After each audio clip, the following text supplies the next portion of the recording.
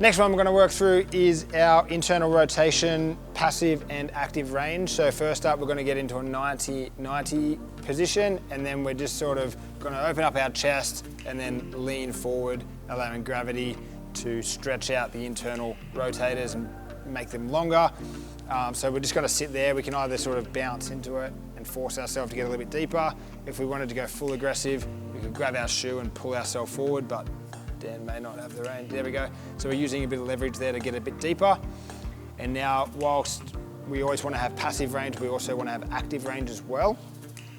So we're going to try and lift our heel off the floor. So using our TFL here to really lift the leg and create some active range. And we can play around with leaning forward and leaning back to alter the intensity. So play around with those and work for about 10 reps. On the 10th rep, try and hold it for 10 seconds off the floor to get that isometric contraction.